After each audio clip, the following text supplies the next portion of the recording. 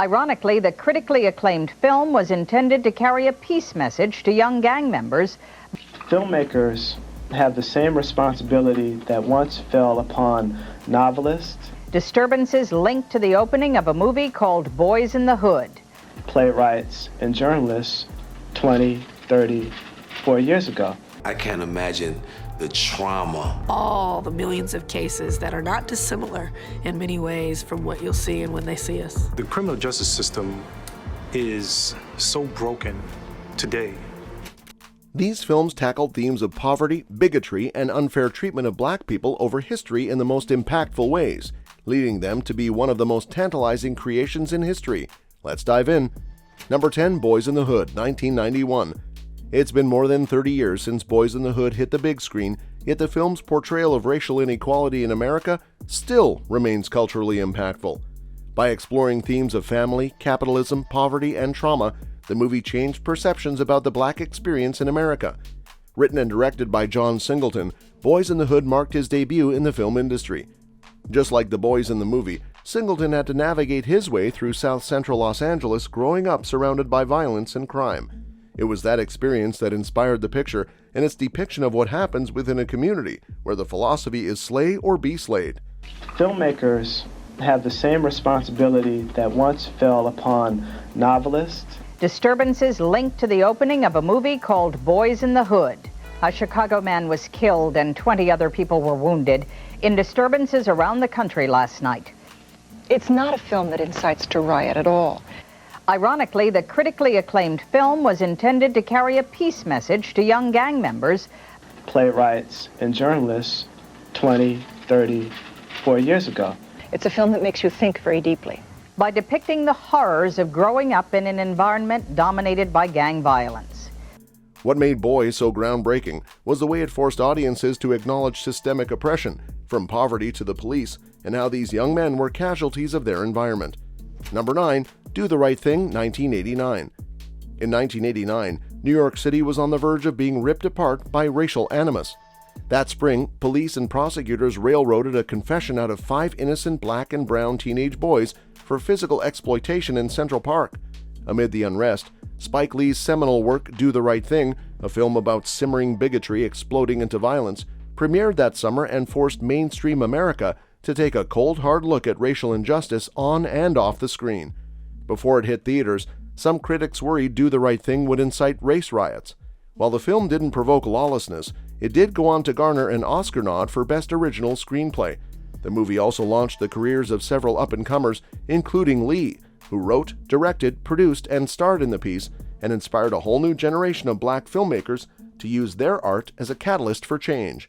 Number 8, Get Out, 2017. Jordan Peele opens his superb new horror film Get Out with the refrain of Childish Gambino's Redbone, Stay Woke.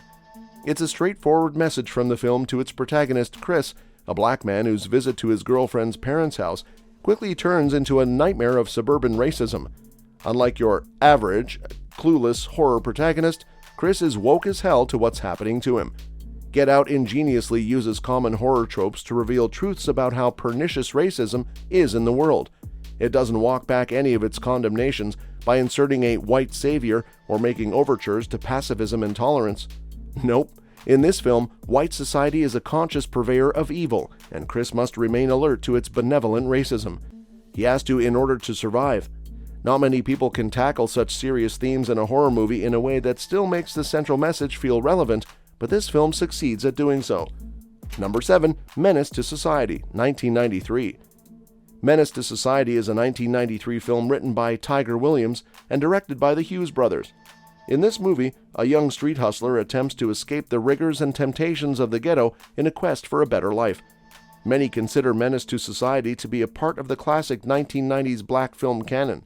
It contains similar themes to Boys in the Hood, by telling the story of young black men growing up in environments where gangs fill the gaps left by their absent fathers. Some films are good because they make sense and are entertaining, but then you have films that are great because the characters are complex and there is enough depth to the story for analysis and discussion. On the surface level, Menace to Society is a good movie with plenty of action and drama to keep most audiences interested. But if you take the time to look beyond the violence and machismo, it's a pretty deep film. It unpacks a lot of the issues surrounding young black men and their place in society. Number 6, When They See Us, 2019. The acclaimed filmmaker Ava DuVernay tackles one of the most significant criminal cases of the 1990s with her miniseries When They See Us. In 4 episodes, DuVernay provides the most complete account of the impact of the Central Park jogger case on the lives of the defendants and their families. On April 19, 1989, police found the body of a 28-year-old white woman in New York's Central Park. She was covered in blood and nearly perished after a brutal attack. Tricia Mailey, the injured party, was not the only victim of the night's horrific events. So too were Raymond Santana, Kevin Richardson, Corey Wise, Yusef Salam, and Antron McCray, the kids aged 14, 15, and 16.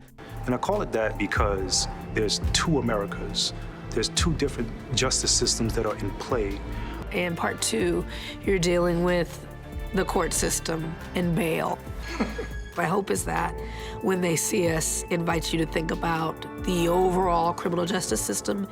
When you incarcerate one person, you incarcerate their whole family.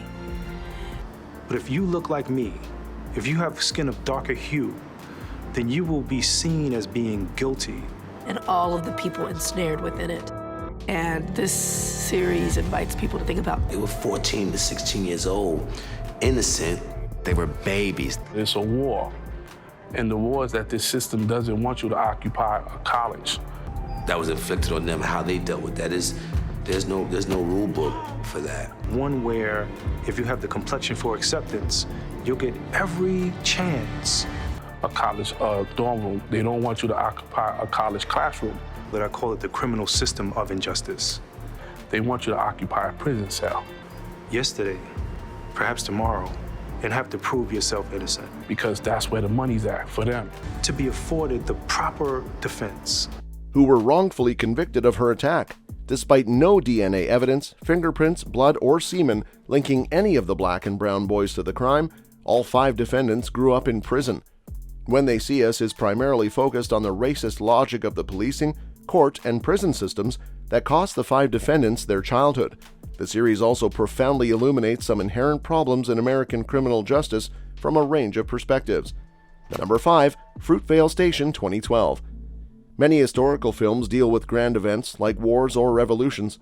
Fruitvale Station is a quiet, unassuming story about the shooting of one ordinary man. In context, though, it is part of a significant historical story. It is estimated that 1 in 3 black men in the U.S. today will be incarcerated at some point in their lifetimes. A report by one activist organization has claimed that a black man was destroyed by police, security guards, or self-appointed vigilantes every 28 hours in 2012. Though Fruitvale Station focuses on just one story, it relates to a much wider narrative, tackling topics like police brutality, bigotry, racism, and the impact of a deep loss on a family. Fruitvale Station is a fair portrait of Oscar Grant's story, and a brilliant portrait of how lack of opportunity, routine incarceration, and racism conspire to devalue the lives of young black men in America. Number 4, Crash, 2004. The movie Crash, directed by Paul Haggis and released in 2004, explores racial and social tensions in Los Angeles through interconnected stories of diverse characters. The film addresses issues such as racism, discrimination, and stereotyping, and has had a significant impact on audiences. For black people, the movie Crash has been important because it highlights the ongoing impact of racism and how it affects their lives. The film depicts situations where black people are unfairly targeted and judged based on their race, and it shows how this can lead to conflict and violence. This portrayal of the black experience resonated with many viewers, and the movie sparked important discussions about race relations and social justice. The film also humanizes black characters and shows their struggles, their fears, and their hopes, which are often overlooked in mainstream media. Number 3, Higher Learning 1995. The college campus in John Singleton's new film Higher Learning is a racial and ideological war zone where students rarely talk to other students who are not more or less just like themselves. Early in the film, a black freshman is given a tour of the turfs staked out by various racial groups. There's Chinatown, the Black Hole, Disneyland, south of the border. The enforced segregation of the past has been replaced by a new voluntary xenophobia, and the result is a dreary place in which people define themselves by negatives. Singleton's film is interesting for a lot of reasons, but especially because he stands outside this campus system and looks at it with a detached eye, Like Spike Lee's School Days, Singleton's Higher Learning is idealistic in a way that seems refreshingly dated. He believes the campus should allow students from different races and places to get to know one another, instead of compartments them into rigid self-righteousness. Number 2, American History X, 1998. Tom Kaye's 1998 film American History X gave audiences one of the first nuanced understandings of how the seeds of white supremacy are planted, which is why, decades after its release, it continues to resonate. On the eve of the 21st century, American History X provided a depiction of racism that was urgent, violent, and firmly rooted in its present day.